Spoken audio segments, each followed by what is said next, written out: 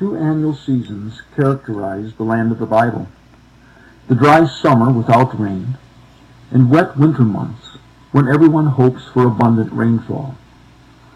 There is a fall transition between dry and wet, as well as a spring transition between wet and dry, the timing of which varies depending upon location and elevation. The traditional farmer and herdsman in the land of the Bible live and work within this annual cycle, and biblical writers draw upon it to punctuate and illustrate their message. In September or October, at the end of summer and the fall festival of booths, everyone's thoughts turn to the need for water, and prayers for winter rains begin in earnest. It was at this feast that Jesus said, "If anyone thirst, let him come to me and drink. Out of his heart shall flow rivers of living water." In October and November, the farmer's anticipation of rainfall grows as he plows the dry, cracked soil, preparing it to receive the sown seed and the coming rains. The prophet Hosea thus proclaims, "Plow your fallow fields. It's time to seek the Lord till fall's early showers of salvation arrive."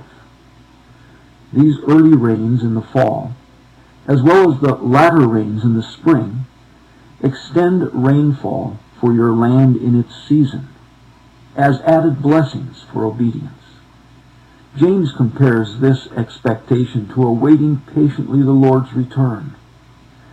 See how the farmer waits for the precious produce of the earth, being patient over it until it receives the early and the latter rain. December through February is normally the period of most rainfall. Israel's hymnal sings of this season. You visit the earth and water it, drenching its furrows, settling its ridges. With showers you soften it, its growth you bless. Indeed, he covers the heavens with clouds. He prepares rain for the earth. He makes grass grow upon the hills. He gives the beasts their food. If clouds from the west pass over the land, but sufficient rain does not fall, disaster ensues. For Jude, these clouds without water, carried along by winds, are like false teachers in the assembly. A man who boasts of a gift he does not give is as clouds and wind without rain, Proverbs tells us. Extreme drought in this season was divine judgment. Judah mourns, and her gates languish. Her nobles send their servants for water. They come to cisterns, find no water, and return with empty vessels.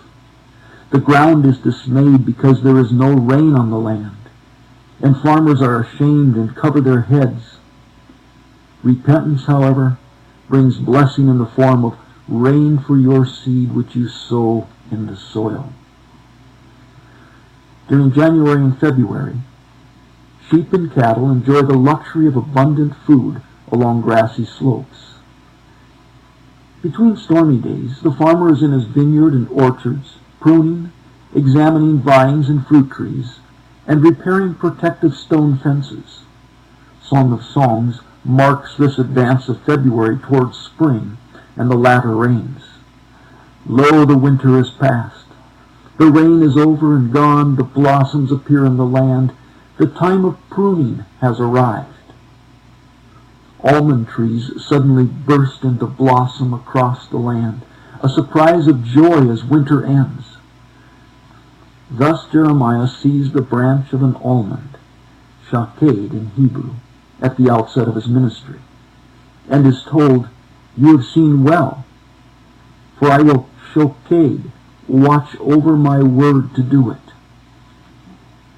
March and April bring the latter rain, the springtime extension of the rainy season. These showers fill out the heads of grain and provide the last precipitation of the agricultural year. Zechariah said, "Ask from the Lord rain at the time of the spring showers." Hosea said, "Press on to know the Lord. He will come to us as the showers, as the spring rains that water the earth. During the last rains, the farmer completes his spring plowing. After April, rain is rare and unexpected. Green fields of grain turn white for harvest as grass and flower begin to die under the increasing heat of the summer sun. This gave Isaiah a dramatic illustration of human frailty. The grass withers, the flower fades. Surely people are grass. James adds, the sun rises with its scorching heat and withers the grass. Its flower falls. So the rich man.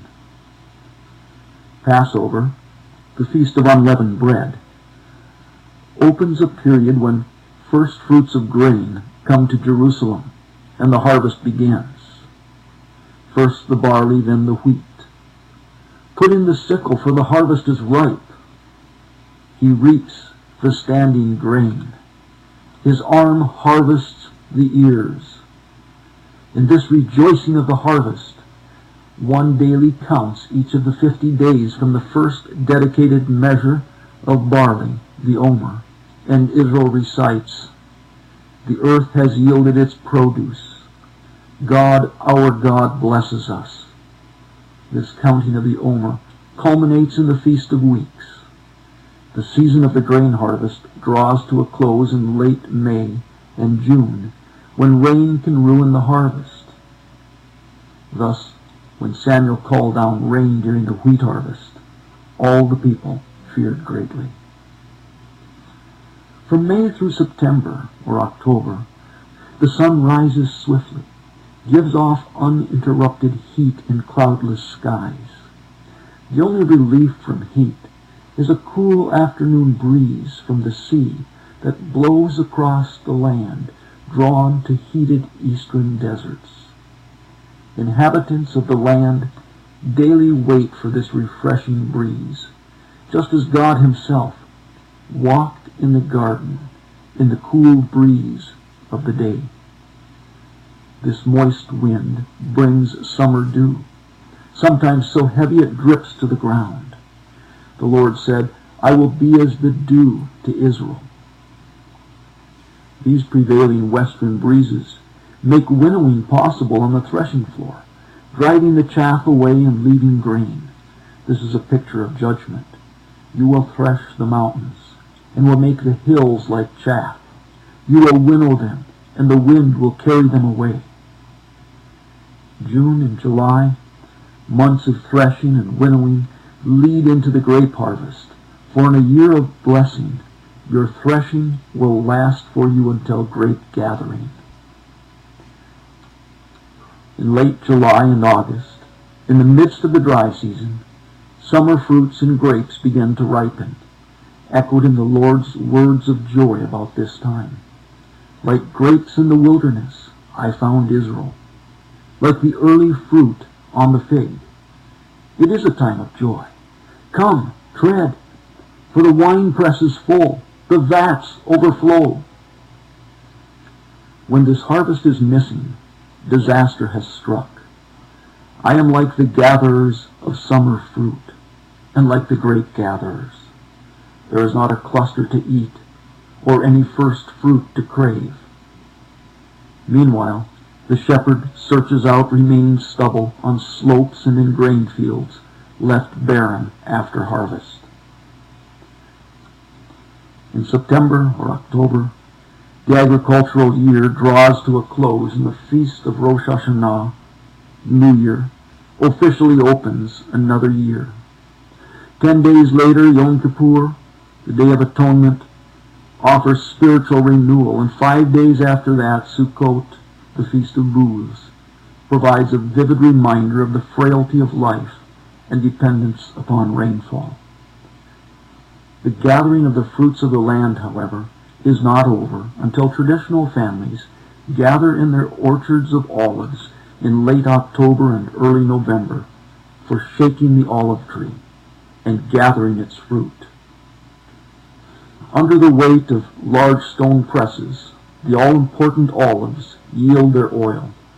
not only present at every meal, but also a balm of healing and source of light within the lamp.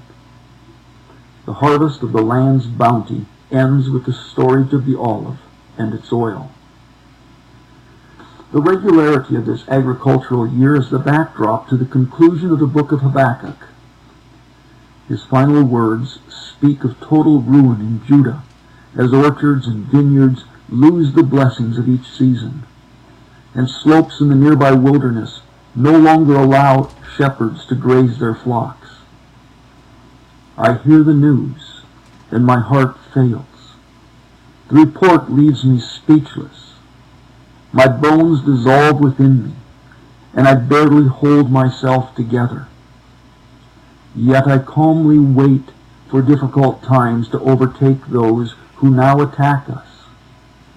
For though the fig tree does not shoot forth its leaves in the spring, nor the fruit be on the vines in the summer, though the supply of oil from the olive harvest fail in the fall, and the fields provide no food for lack of winter rains, yea, though the pen be empty of sheep, and the stalls without cattle, yet I will rejoice in the Lord.